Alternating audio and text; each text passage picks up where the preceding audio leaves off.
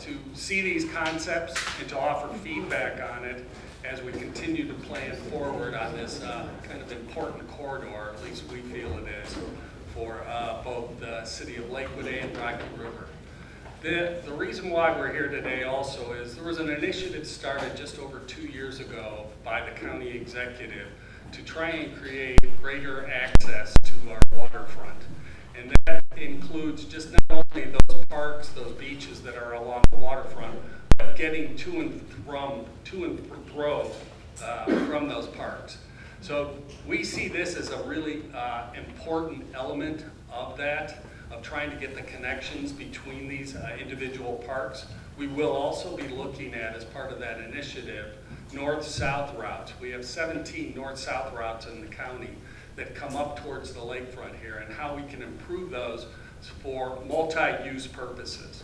So this initiative is focused very squarely on the Lake Clifton connection, I guess, between Webb and up to Linda Street over in Rocky River. So with that being said, one thing I need to mention also is our partnerships. The two cities, both Lakewood and Rocky River, have been extremely helpful and engaged in this entire process, along with the county Metroparks, where I see Sean McDermott, county planning from the Metroparks Planning Department, and also Debbie Berry, who's a board member of Metroparks, here with us tonight. So I appreciate your feedback tonight as we continue to move this project forward from conceptual really to implementing it, hopefully within the next 18 months or so. So with that, I'm going to turn it over to Matt Hillis with OHM. Thank you.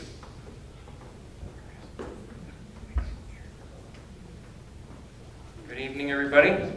Thanks for coming tonight. Good to see everybody here. If anybody's feeling too constricted, there are additional seats in the back and up front here as well, such as where Ruth is sitting here.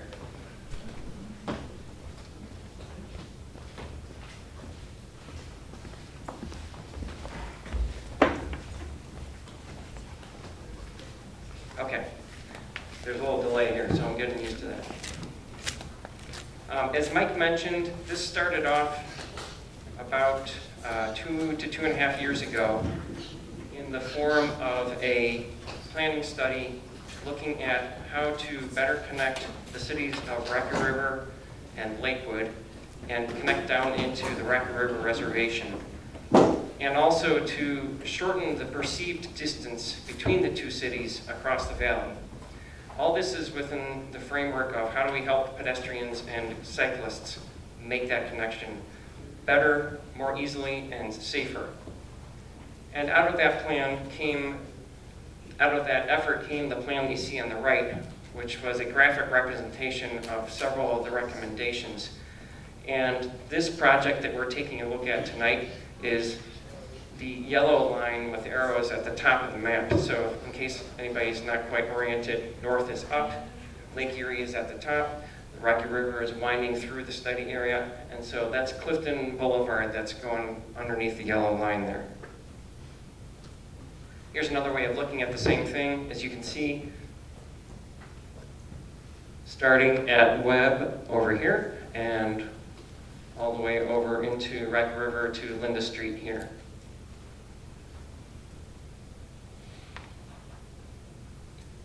Here are a few sample photos of the existing conditions, which I'm sure all of you are familiar with, but just to get us in the frame of mind of what we're trying to achieve here, if we were to start in Rocky River and work our way east, we start on the top left image there, and we have what's shown here, what's represented here as a very highway type of condition in the middle of a residential neighborhood, not conducive to safe pedestrian or bicycle movement.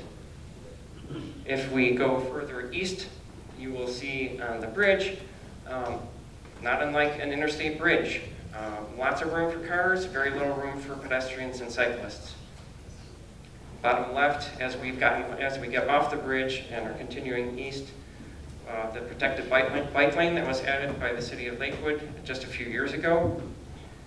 the reason Ruth was asking me, why is the cyclist in the protected part and not in the bike lane? Well, it's because I was standing in the bike lane when I took that photo. And then as we get to the east end of this, not quite to Webb, but to that big conglomeration of all the Cliftons, Clifton Boulevard, West Clifton, Clifton Road, not confusing at all, right? Sorry. But whenever I might say 3C or Clifton, Clifton, Clifton, we're referring to this big intersection here. Now, if we had Wi-Fi, which we unfortunately have found that we don't down in the bunker here, we would take you to a live survey here to just get a feeling for who's from what location and what you do relative to this corridor. So I'll just ask you guys to raise your hands to a few questions so we can still get an idea. How many of us are from the city of Lakewood? Okay, great. Looks like a majority of the people. I too am a proud resident. Just moved back a year ago. I was here for 12 years prior to that, so really excited to be back here. And how many folks are from Rocky River? Okay, we have about 5 or 6. And then anybody from outside of that area? Okay, very good, very good. People on our project team.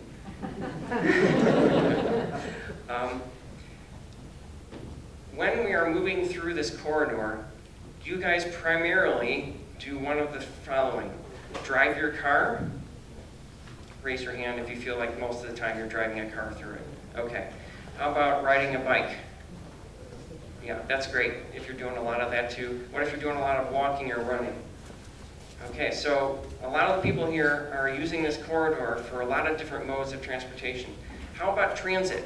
Anybody taking the bus through here? 1, okay. Hi, Amy. So that's interesting, because that starts to give us an understanding here that we have a lot of interested folks. You guys use this a lot in a lot of different ways. You guys are good people to have here tonight, and we're excited to have your input after we get through this information. So just a little breakdown. We're going to go through this segment by segment. So you can see these red rectangles on the screen here, starting at the west end near Linda and moving our way toward the east to Webb on the east end there. Before we do that, though, it's really important, anytime we're talking about any kind of improvement, whether it's to a park, to a corridor, a streetscape, just a site like a development site, a neighborhood, it's really important for us to understand what makes that place unique so that we can enhance what is special about that place. To me, what's special about this place that has been erased to a certain extent is the Clifton neighborhood itself. This is an historic photo from prior to 1960, prior to when Clifton Boulevard was extended through the Clifton neighborhood and across the river to Rocky River. Now that extension connected the two cities, so that was a good thing. The part that I hesitate on is the fact that it just plowed through the neighborhood and cut off the north part of the neighborhood from the south part of the neighborhood. So we're going to address that in some of our proposed ideas that you'll see in a little bit. We have developed 2 different ideas of what improvements could be made to this corridor. Again, these are just ideas. We're here tonight to hear from you guys to find out if you guys think these are good ideas, bad ideas, what are we missing? Are there things that are there problems that we're still not addressing that you guys think really need to be taken care of? So right now, these are just ideas, but we have put together these ideas into 2 concepts. So that's why you're going to see concept 1 and concept 2. If we start on the Rocky River side, here is just a map of the existing condition that's there today. I should back up. So as you know, there are 2 lanes going in each direction onto the bridge. And as I mentioned before, this is very much of a highway type of treatment. What is proposed in this concept is to reduce those 4 lanes of traffic to 2 lanes. And I know some people might say, well, how can you do that? How can you eliminate half of the capacity of the road? Well, during the community Confluence project, we counted cars or took existing car counts, vehicle counts, and looked at what the capacity of the roadway was and compared that to how many cars drive through this on a daily basis. We looked at it both on a daily basis, but then also during the peak hours in the morning, such as when everybody's going to work and to school, and then in the afternoon, which is around in the 3 o'clock to 5 o'clock hours of people coming home from school and coming home from work. And we determined that really we can still get an acceptable level of service, which you'll hear more about from Ruth in a moment, with only 2 lanes of traffic, one going eastbound, one going westbound. So with that in mind, that gives us half of the road to take advantage of for bicycle and pedestrian facilities. It'll become more apparent on the next slide, but the pink that's shown here right now is a proposed trail that connects from Linda Street down here with an enhanced crosswalk, going along the north side, and then crossing that ramp or marginal road with a pedestrian activated signal here, and then winding its way along the Marion ramp and then connecting to the bridge itself.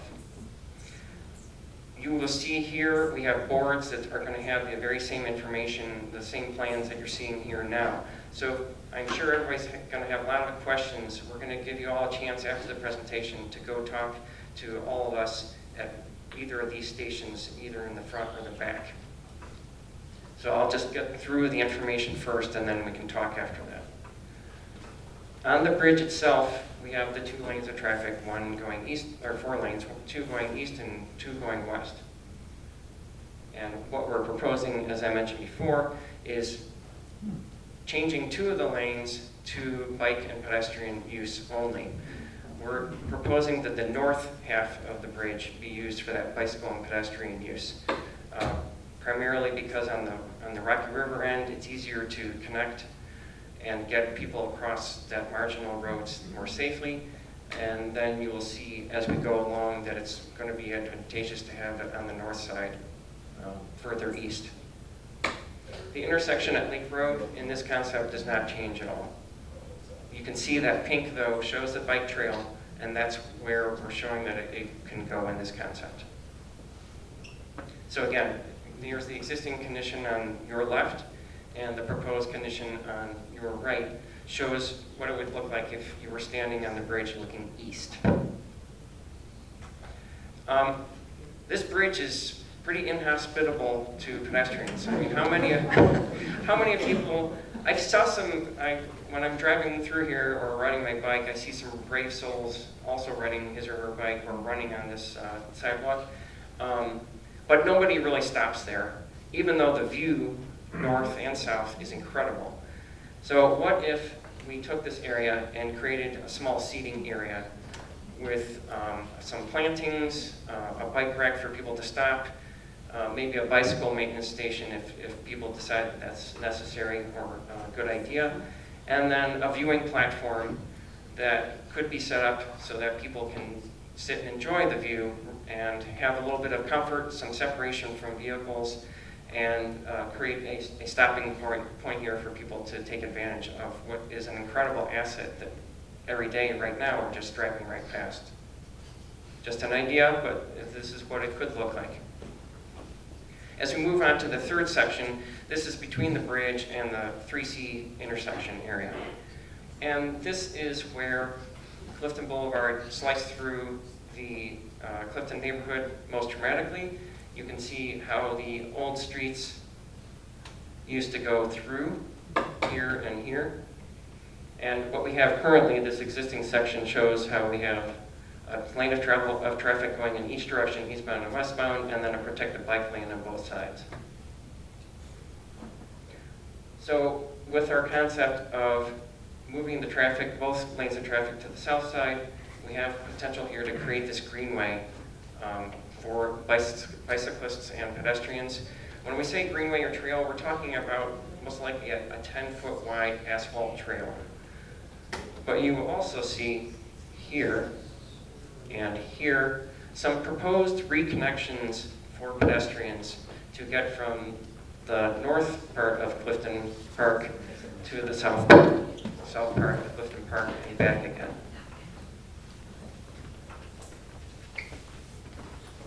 Here are some sections that show what the existing and proposed might look like when you're looking east. Here's a rendering of what it might look like if this plan moved forward. So pretty dramatic. Again, there's still enough capacity here for all the vehicles that go through here each and every day.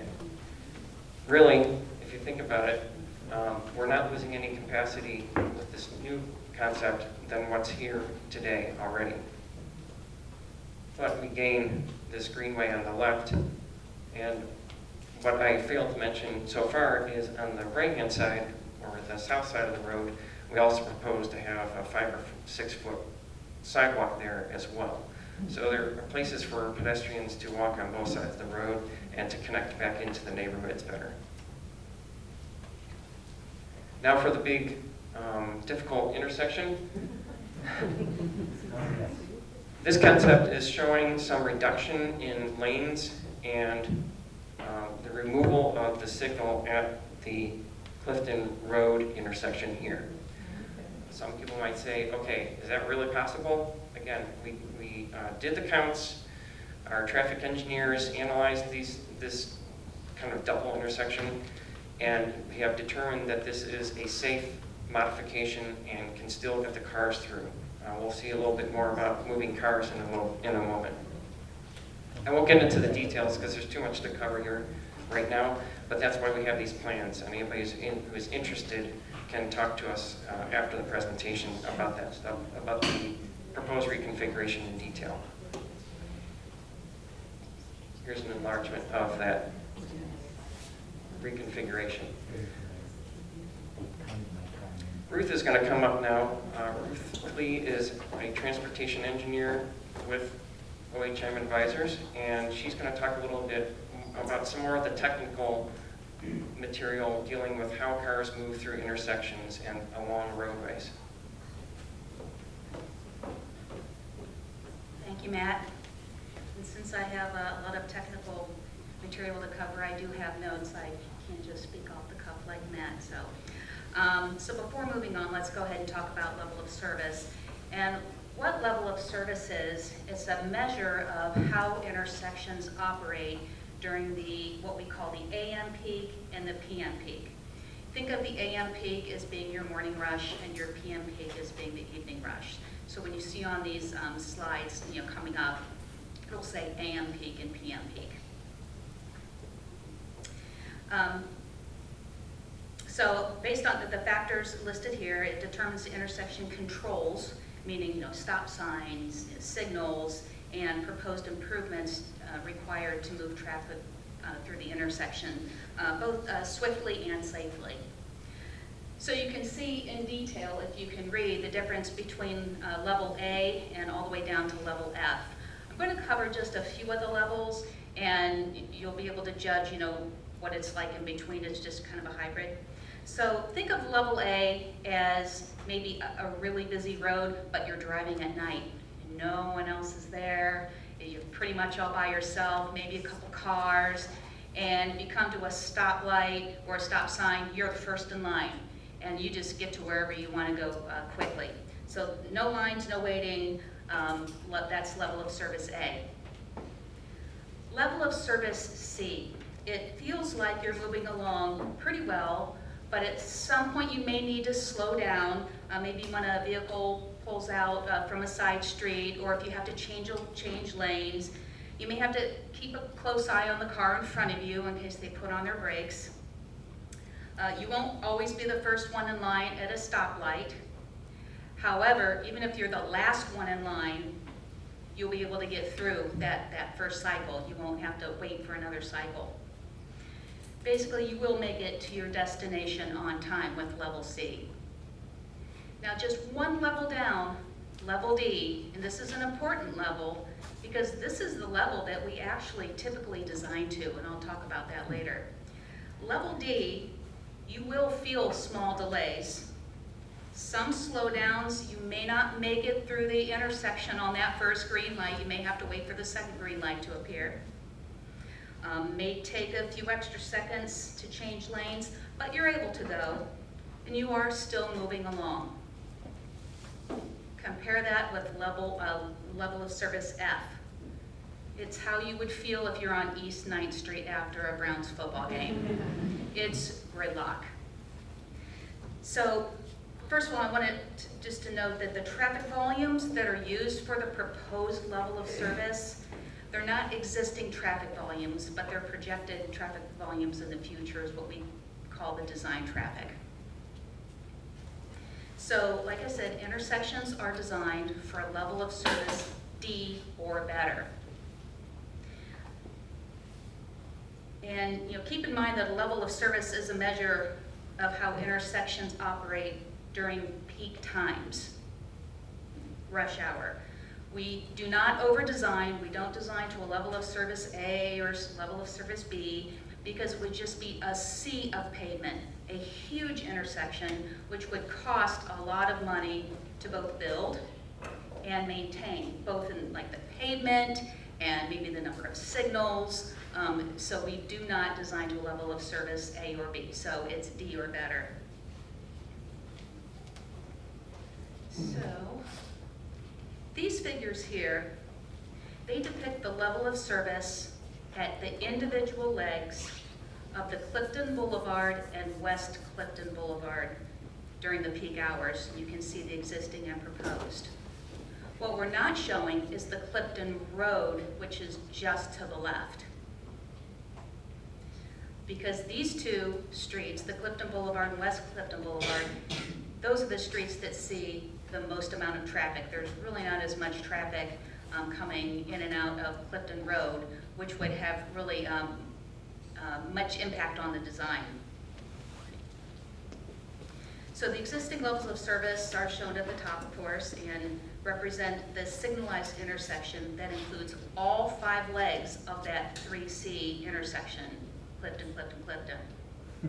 The proposed on the bottom, this is Concept 1.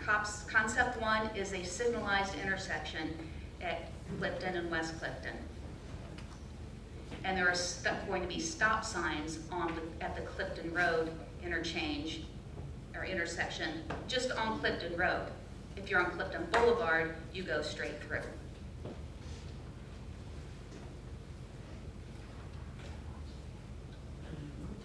Okay, next we're going to have a traffic simulation. Jeremy's going to try to put that up on the screen. And what it's going to show on the left is going to be the existing simulation. You'll be able to see the queuing and just how the traffic moves through the intersection.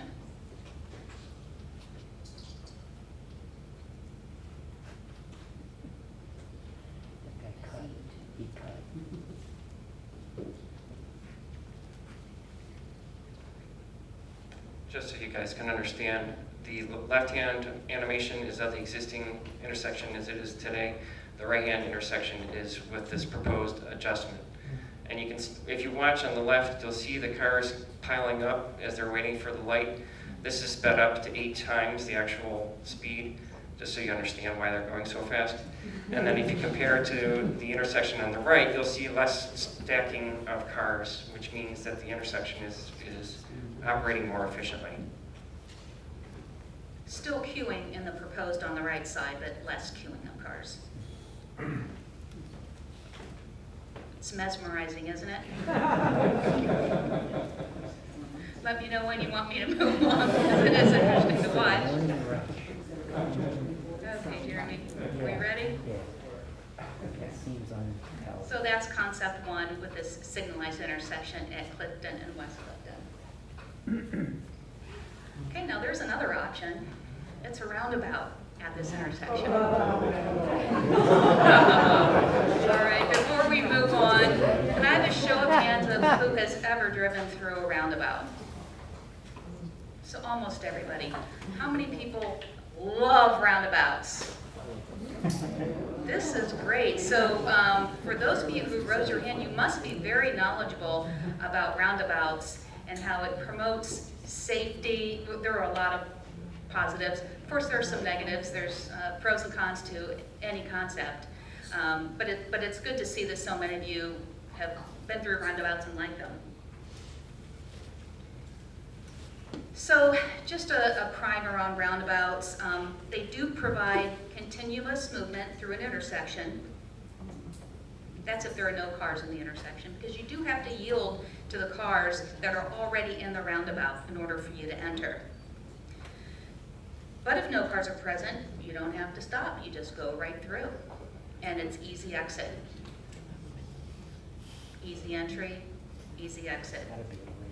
The drivers do have to reduce their speed when they enter the roundabout, but they typically don't have to stop for long periods of time like they would with a traffic signal. But the most important advantage of roundabouts is safety. Vehicle conflict points is something that transportation engineers and traffic engineers are very familiar with. And what conflict points are potential crash sites based upon movements of traffic through an intersection. For roundabouts, these conflict points, the number of conflict points is drastically reduced. And most importantly, the conflict points that do remain, they're not the deadly head-on crashes or the T-bone crashes. They tend to be just the rear-end crashes and the side swipe crashes. Couple this with the lower speeds of roundabouts, then the severity of crashes and injury and deaths is greatly reduced. Same with property damage. Pedestrian conflict points are also greatly reduced, as you can see.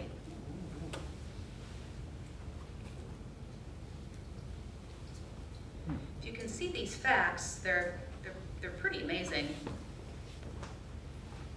And it's clear that with the added safety measure of roundabouts for pedestrians, the pedestrians, first of all, only have to cross one lane at a time, and I'll show you on the next slide. With a roundabout, we have a refuge island between the two opposing traffic lanes.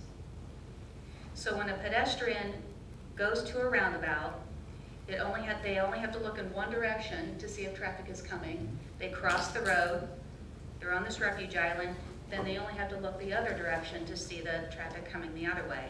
So it's not like crossing a typical street where you have to, do this, look both ways, or in an intersection. Sometimes you have to look around the corner to see if somebody's gonna, come around the corner. There's really only one direction that you have to look in for safe passage.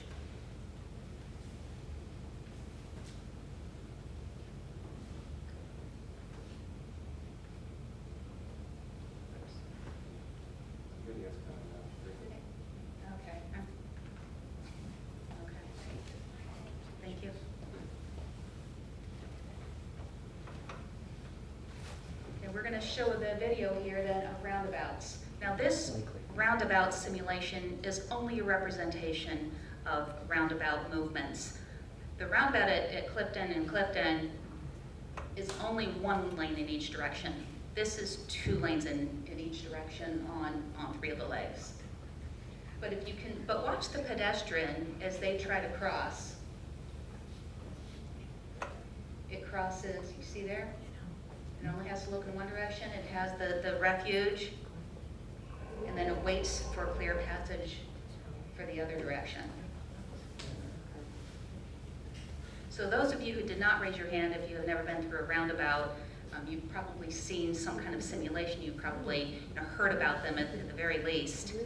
And this is how they typically operate.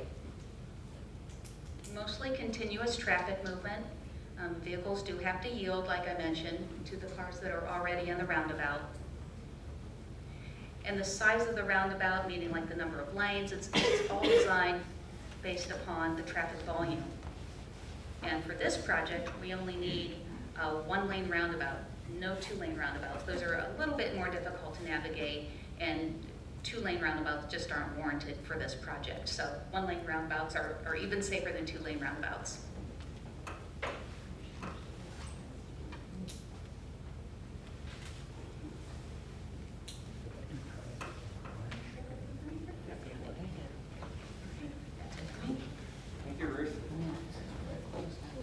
Just a couple more items on roundabouts to take into consideration when we're evaluating whether it makes sense to put one in. As Ruth mentioned, there is decreased commuting time, something that I didn't really think about, but since you are stopping less or not at all, and you're flowing through, it's a shorter period of time waiting at that traffic light. Because people are not sitting and waiting, there are fewer car emissions. Something else I didn't think about is the increased pavement life. You don't have the cars stopping and running the roads, and so it makes it more sense, and it's a lower maintenance item.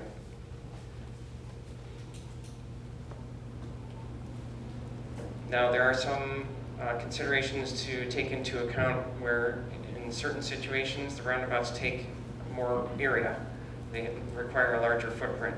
Fortunately, for this area where we're looking at roundabouts, the intersections are already relatively large, and so we have a pretty big area for within the right-of-way. Fortunately, all of you guys, most of you guys, have already gone through a roundabout, so we don't have as much unfamiliarity in this room. But there aren't really any roundabouts on the Lake Road Clifton corridor, and so that may be an issue for people to get up to speed.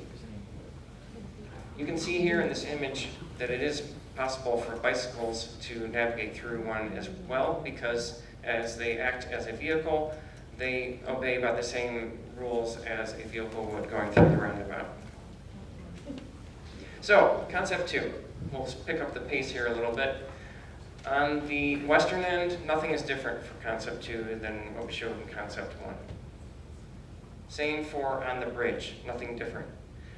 However, one difference that we come upon now, once we get into, we land in Lakewood, is at Lake Road. We are proposing this intersection be upgraded to a roundabout as primarily a gateway treatment, but also to help with traffic flow. So this is what it looks like today if you were in a helicopter or hanging from a drone. And if the concept were enacted, this is what it could look like. The intent here is to say, welcome to Lakewood. Our city is beautiful. Our city is awesome. Welcome to Lakewood. There's no speed limits on Clifton Boulevard. Why do you think I want to have continuous vehicle traffic? Well, we'll have a conversation after this presentation. I'll wrap it up here quickly. Excellent. Do you live in Lakewood? I know there are. Do you live in Lakewood? Yes, sir, I do. Excellent. Yes, I am a resident. That is correct. Okay. If we were down on the street level, this is what it might look like. Look. So you can see the reduction in width. You can see the shorter crossing distance for pedestrians. You can see the gateway treatment possibilities. In this section, between Lake Road intersection and the 3 Cs, we do not have any change between Concept 1 and Concept 2. However, in the 3C area, we do suggest that the roundabout here could help move traffic a lot more safely and efficiently and quickly through this intersection. Just to talk a little bit here in brief about what this proposed intersection treatment looks like. First of all, this is the same as Concept 1, where the existing traffic signal is removed, and we have a stop condition for people going north and south. Here's where we're suggesting the roundabout makes sense for people going on all 3 legs of the intersection through it.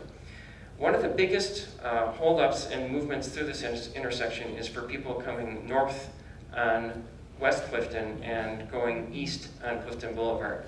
Same for people going west on Clifton Boulevard and trying to head south on West Clifton.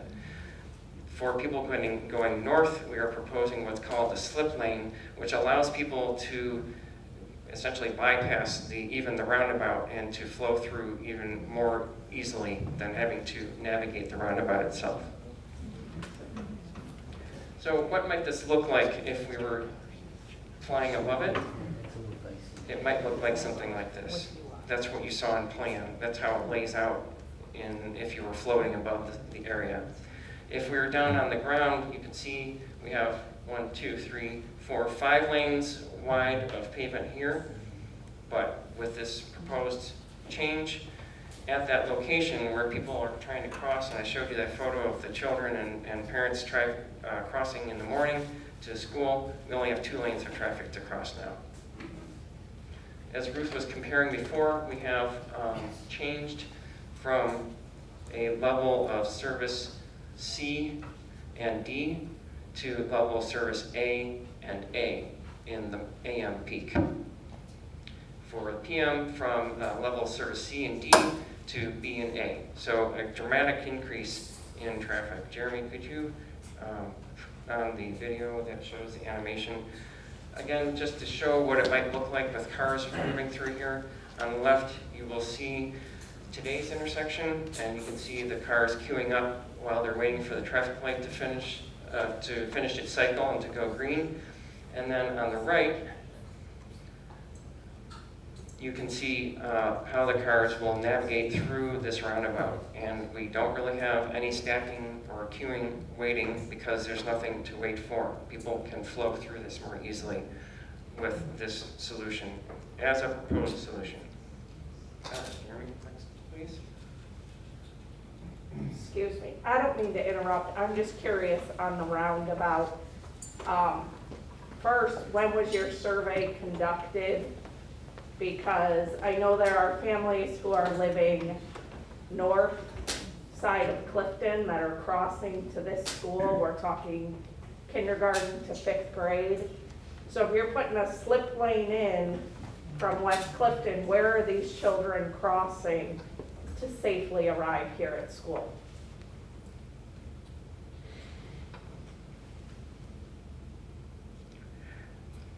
The crossing would be here. If you're coming from this portion of the neighborhood, the crossing would be over here if you're crossing from the northern end of the neighborhood. So what they have to do is, when they're crossing at the north edge going south, they have to look to their left to see one lane of traffic coming. When they get to the refuge here, they have to look to their right to look for the 2 lanes of traffic here. So the refuge will be on Clifton. That is correct. Okay. Yep. I believe the other part of your question you didn't answer was, why are we using magical projections of what's going to happen in the future instead of historical data that might be accurate? Actually, this was a combination of historical counts and today's counts as well. Okay. Earlier you said that you spent on 2025 projected traffic. Yes, it's common practice in transportation engineering to project what the level of traffic may be Okay. farther out, because in areas where there's a lot of growth, a lot of new buildings going up, a lot of hotels or commercial areas, or even a lot of homes, Sure. the level of traffic is going to go up and up and up. So And none of that's happening in designers Lakewood. So want are to you make sure projecting that that the they numbers have are accounted traffic for are that going down? increase in volume. Are you projecting that the traffic is going to go down? No, we are projecting that it's going to be about an even number. It's not going to go up, it's not really going to go down. This is a pretty stable area. Thank you. You're welcome. And so that's it for a general introduction to these 2 different concepts. If everything goes well and we have favorable input to these different ideas, the anticipated schedule is what you see here. The design and engineering would be roughly in the January to July timeframe. The project would be bid out in August and September, and then a groundbreaking would happen sometime in October. That's just an estimated possible schedule. We'll see how that holds. We had a couple more interactive survey slides to show you tonight, but without the Wi-Fi, that's not going to happen. So what we're going to ask you to do, please, is we're going to set up, Jim, if you wouldn't mind writing out on a piece of paper back there, I prefer concept 1 or concept 2. That would be helpful. And then Mary, if you wouldn't mind setting up some type of voting system up here for concept 1 and concept 2, that would be helpful. Sorry, quick follow-up to my crosswalk question. Will there be signal activated at either design 1 or design 2? Will there be like the crosswalk buttons that will stop traffic? Or these kids crossing early morning, school time, same as rush hour in the morning, they're crossing, They just have to wait for a clearing? I mean, that's, I think and you'll will see a it- school guard still be present? Yeah, I think you'll see it better when you go to the boards. You can see the different crossings. So there's a cross West Clifton and Clifton and Clifton. You'll see it better. But I think it's really hard to see a lot of these from far away. But the boards, you'll see those close-up intersections and how those crossings work. And again, we're here to get input, so, Right, concern- well, I do I'm have- just saying, we're talking 6-year-olds. I do have an answer to your question. Well, right. Jared, I do have an totally answer. agree. I do have an answer to that. The crossing guard can stand on one side of the street and put up her or his stop sign and walk the children to the refuge island or all the way across, much as they do today. The big difference is instead of going across 5 lanes of traffic, they would be going across 3 lanes of traffic. And that pedestrian guard, if there's a lot of traffic going, a lot of pedestrians going back and forth, he or she can stand in the middle in the refuge island and then safely cross those people in either direction. I have a follow-up question. I don't think you answered her question, though. Is there going to be a light that stops them? Oh, thank you for reminding me of that. There would not be a light at the roundabout for those children in the morning or in the afternoon. That's what the crossing guard will be there for. What about, I don't know if you're If I familiar. could, once again, we're exploring this option now. Is it possible to have some type of signalization for anybody that uses those crosswalks? So we're looking at options currently, so if we did go forward with a roundabout, is there a signalization that could activate to possibly stop the roundabout if there is during, when children are going to school? So we're exploring that option, and before we even move forward with it, obviously, we want to make sure it's safe, because Lakewood is one of the most densely populated cities. A lot of kids walking to school, very conscious of it. Yes. I suggest the Coventry crosswalk, that when you hit it, it lights up. We have other signal activated crosswalks, but there's no signal indicating people are trying to cross throughout the city. Thank you. I would like to take other comments at each of the stations so that we can make sure that you guys can talk about this one-on-one. We have one station up front and a second one in the back, both with the same graphics, so you're not going to miss something if you're at one and you're not at the other. Before we start that conversation, however, we would like to take a quick survey from you, since we did finally get some Wi-Fi, and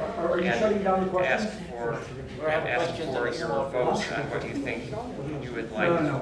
So if everybody would grab your phone and scan this QR code with your camera app, that will take you to a survey that we can walk you through.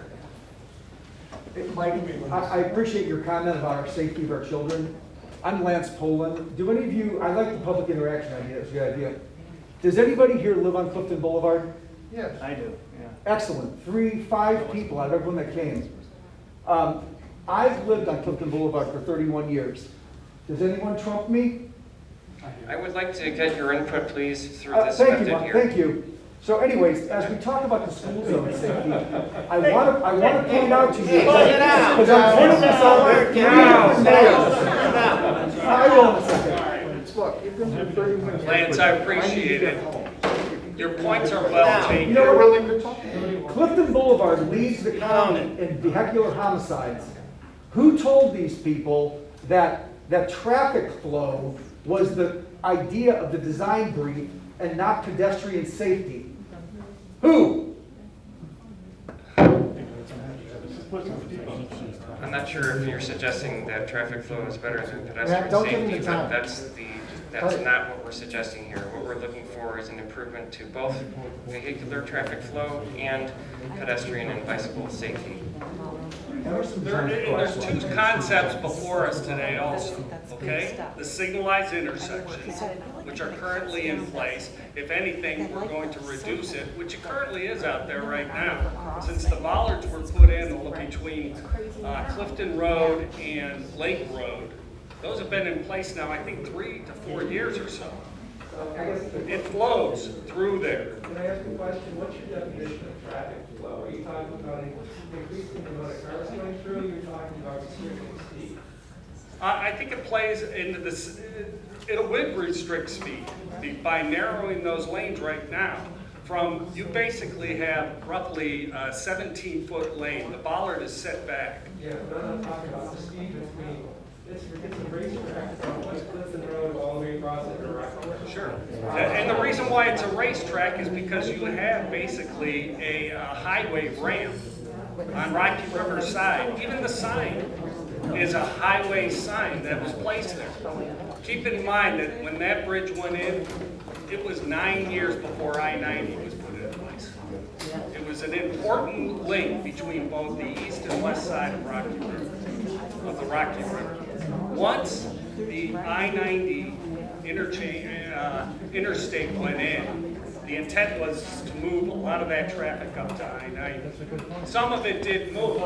So that level of service on that road right now is way oversized for what currently comes through.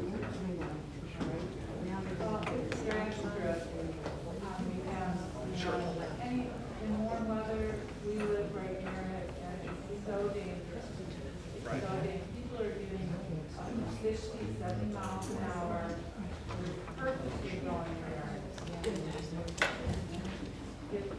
Drive their motorcycles, pick up cars, as fast as they can go, across there. And, with little kids crossing, it's so dangerous right now. So I think slowing down traffic is a priority. That's a great example of the type of input that we need, and what I'm going to ask everybody to do, please, is you will see that at each of these stations we have a bunch of colored Post-it notes with Sharpies. If you could mark your input down on those Sharpies, on the sticky notes, and put them on the boards, that would be helpful. So as an example, what you would want to say is, cars going too fast in the straightaway. That tells us that maybe we want to take a look at some traffic calming methods that would slow the traffic down between the intersections. So that's the type of input we need. I'm sorry, I thought we could do the survey online, but no one can get coverage, right, Debbie? Okay. So what we'd ask you guys to do is, we will be stationed at both of these stations. We would love to talk with each and every one of you. Please mark down your ideas and comments on those Post-it notes and stick them on the board so that we can have that record and so we have everybody's input. Thank you very much.